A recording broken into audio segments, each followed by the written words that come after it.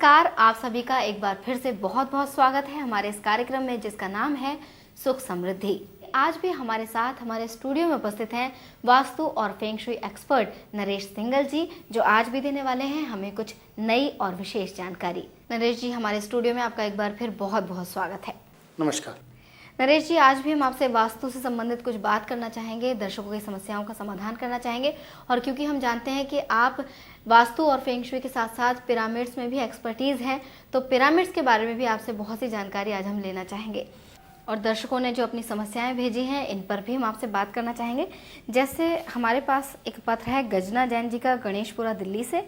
इन्होंने लिखा है कि मेरी दीदी एक मकान खरीदना चाहती हैं, मकान के सामने मंदिर है, कृपया बताएं कि ये मकान लेना ठीक रहेगा या नहीं। मंदिर के सामने घर होने से क्या किसी प्रकार का वास्तु दोष हो सकता है?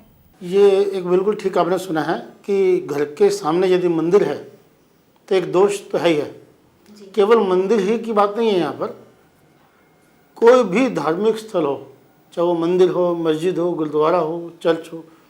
दूसरा ये आता है कि भले वो शमशान हो, कब्रिस्तान हो, कुछ भी हो जी।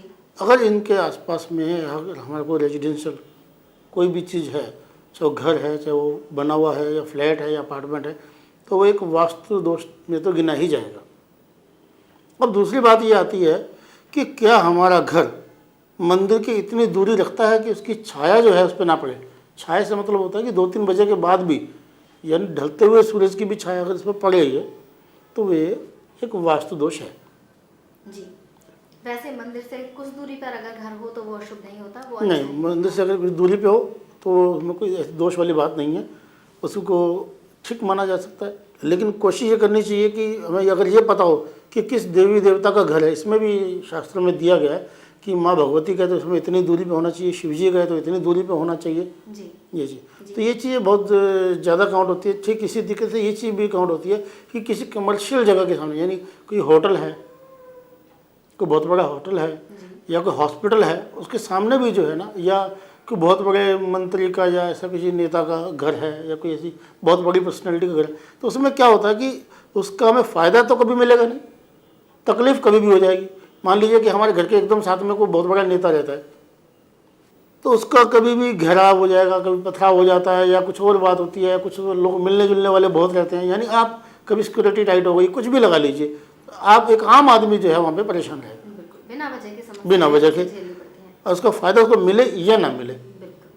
ठीक इसी तरीके से मंदिर पे भी लागू होता है। कभी वहाँ पे कोई कीर्तन हो रहा है, कोई भजन हो रहा है, कभी कुछ हो रहा है, कभी आवाज़ आ रही है, आप अपने घर में बीमार हैं, परेशान हैं, यानी बेसिकली इन सब चीज़ों के पीछे लॉजिक तो है ही है। तो मेरा कहने का तात्पर्य ये हुआ कि गजना जी से मैं ये कहना चाहूँगा कि अगर ये कोई ऐसा घर है जिसके सामने मंदिर की छाया पड़ती है जी। तब तो उसको नहीं लेना चाहिए। यदि डिस्टेंस में तब उसको लिया जा सकता है। जी।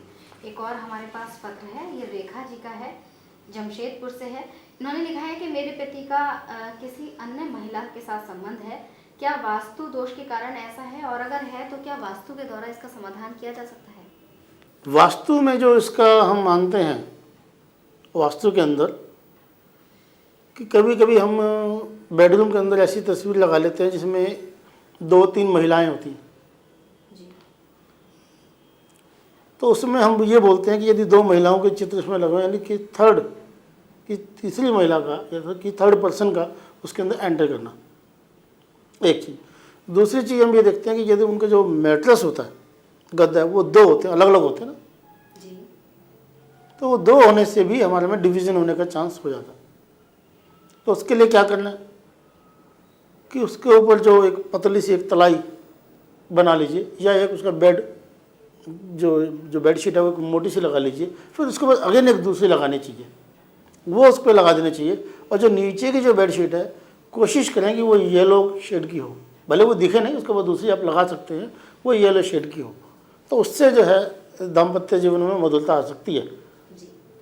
और दूसरी बात, घर में बेडरूम के अंदर हम कभी कभी किसी भगवान का कोई फोटो लगा लेते हैं, कोई मंदिर लगा लेते हैं। बेडरूम से मेरा मतलब है जहाँ कपल होता है, जहाँ हस्बैंड वाइफ होते हैं, वहाँ पे किसी भी रूप में हमारे जो है आंशिक रूप में भी और मंदिर या पूजा स्थल वगैरह वगैरह नहीं होना चाहिए। इससे भी ये समस्याएं आती हैं इसमें। यानी कि बेडरूम में थोड़े से चेंजेस करके आप अपने जो पति के साथ संबंध है उनको अच्छा बना सकते हैं और जो अन्य संबंधों की बात है, जो समस्या है, उसे खत्म कर सकते हैं। इसमें एक और काम कर सकते हैं फेंग शुई के अंदर, साउथ ईस्ट के अंदर, बेडरूम के साउथ ईस्ट के अंदर 2 पेयर में, जोड़े में आप वायलेट कलर की, जामुनी रंग की, पर्पल कलर जिसे बोलते हैं जी। आप उसकी 2 कैंडल जला सकते हैं। और एक मंडेरियन डव्स आती हैं, यानी बतख सी होती हैं 2, जिसमें एक मेल एक फीमेल होते हैं, वो आप साउथ वेस्ट में रख सकते हैं। तीसरा एक फेंग शुई में अंदर आता है डबल हैप्पीनेस सिंबल, वो भी आप बेडरूम की साउथ वेस्ट वॉल पे उसको लगा सकते हैं। जी, यानी बहुत सारे उपाय हैं। अगर आपके दाम्पत्य जीवन में कोई भी समस्या आ रही है तो इनमें से कोई भी उपाय आप अपना सकते हैं और बिल्कुल। देखिए कैसे धीरे धीरे सब कुछ। हमने तो ऐसा तक भी देखा है जहाँ तक ये तलाक होने तक की भी नौबत आ गई थी, उन लोगों को भी इसका फ़ायदा मिला है। जी बिल्कुल, ये तो बहुत ही अच्छे से आपने बात बता दी, क्योंकि आजकल हर घर में कोई ना कोई लड़ाई तो रहती है, कलेश तो रहता ही है। तो अच्छा है कि छोटे छोटे उपाय करके उन कलेशों को दूर किया जा सके। बिल्कुल किया। नरेश जी, अब हम बात करना चाहेंगे पिरामिड्स के बारे में, क्योंकि आप एक पिरामिडोलॉजिस्ट भी हैं। तो हम जानना चाहेंगे एक वो समाधान जिससे लोगों की इच्छाओं की पूर्ति हो सकती है। ये आपने एक बार पहले भी बताया था। बहुत से दर्शकों ने इसके लिए हमें कॉल किया और वो डिटेल में जानना चाहते हैं कि कैसे पिरामिड्स का इस्तेमाल किया जा सकता है अपनी समस्याओं के समाधान के लिए। इसके अंदर आप जो बात कर रहे हैं, वैसे तो ये पिरामिड्स ये सब हैं, आप जो देख रहे हैं ये सब पिरामिड्स हैं, इसके पीछे भी पिरामिड्स हैं, बहुत सारे पिरामिड्स के सिस्टम्स हैं, वो अभी हम डिटेल बात नहीं करते। एक जो आप बात कर रहे हैं विश पिरामिड की, जो हमने पिछली बार चर्चा की थी। जी। विश मतलब इच्छा पूर्ति जी। का जो है वो ये है। ये आप ये धागा समझते हैं, मौली, इसको मौली को बोलते हैं। ये 2 पिरामिड्स हैं। एक तीसरी जो चीज़ इसके अंदर आती है, ये खुद की स्वयं की फोटोग्राफ, ये अपना फोटोग्राफ होना चाहिए। अपना मतलब जो करेगा उसकी खुद की फ़ोटो होनी चाहिए। जी। ये नहीं कि वो मेरी फ़ोटो लगा के बैठ जाए या किसी देवी देवता की फ़ोटो लगा के बैठ जाए, ऐसा नहीं होना चाहिए। जी। इन 2 पिरामिड्स के बीच में, ये 2 पिरामिड्स ऐसे बंद करने हैं, ये फोटोग्राफ लगाना चाहिए। कभी कभी कन्फ्यूजन आता है, बहुत बार फ़ोन आया है कि पिरामिड हम किधर को लगाएं, फ़ोटो का मुंह किधर को होना चाहिए। इन दोनों के बीच में लगा दीजिए फोटोग्राफ को, बस बात ख़त्म। मुंह किधर भी हो कोई दिक्कत नहीं है। अब जब ये हो गया, इसको इस तरीके से बांध दीजिए कि 49 डेज तक ये खुले नहीं। जी, 49 डेज तक। 49 डेज तक। जब आपने इसको इस तरीके से बांध लिया, ठीक, अब ईस्ट फेस कर लीजिए 9 टाइम्स, 9 बार अपनी जो भी कोई इच्छा है वो मांग लीजिए। जी। इच्छा का मतलब ये नहीं है कि पासपोर्ट मेरे पास हो नहीं और मैं कहूँ कि मैं लंदन चला जाऊँ। जी। मतलब वो Genuine होनी चाहिए। काल्पनिक नहीं होनी चाहिए। जिस चीज़ को हम कर भी सकते हैं और कर भी रहे हैं, या जिसके लिए हम डिजर्व करते हैं वो काम भी नहीं हो रहा, उसके लिए है ये चीज़। ऐसा नहीं है, ये सेल्फ रिमाइंडर की एक चीज़ है जो कि हमारे बार बार हमारे दिमाग को याद दिलाता है। तो ये वो इच्छा को आप ईस्ट फेस करके 9 टाइम्स 49 डेज आप इसको कर सकते हैं। 49 डेज तक लगातार हमें वो इच्छा दोहरानी होगी, एक दिन में 9 बार। इसमें एक, हाँ, इसमें कंडीशन है, एक ही इच्छा होनी चाहिए, एक भी दिन मिस नहीं करना। जिस दिन ये मिस हो गया वो दिन इसका असर खत्म, या वो पहला दिन काउंट होगा, यानी पहले के दिन बेकार हो गए। मान लीजिए आपने 49 डेज में 48 डेज बिल्कुल कंप्लीट किए, अब 48 पे आकर मिस कर गए तो फिर आपको अगेन 49 डेज करना पड़ेगा।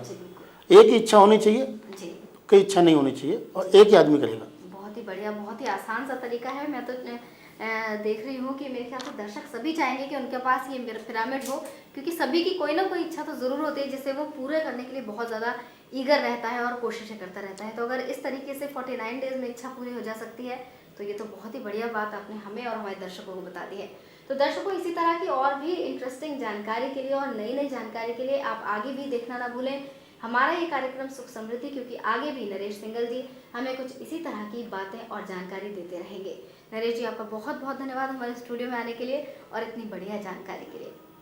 नमस्कार। यदि आप रोटरी क्लब, लॉयंस क्लब, भारतीय विकास परिषद, किसी स्कूल या कॉलेज या फिर इंडस्ट्रियल एसोसिएशन या किसी भी अन्य संस्था में निशुल्क वास्तु वर्कशॉप या प्रोग्राम कराना चाहते हैं तो आप संपर्क कर सकते हैं इस नंबर पर 9717171010 यानी कि 9717171010 या फिर 9810290286। और हमारा वेबसाइट एड्रेस भी आप नोट कर सकते हैं जो है www.vastunaressinghal.com।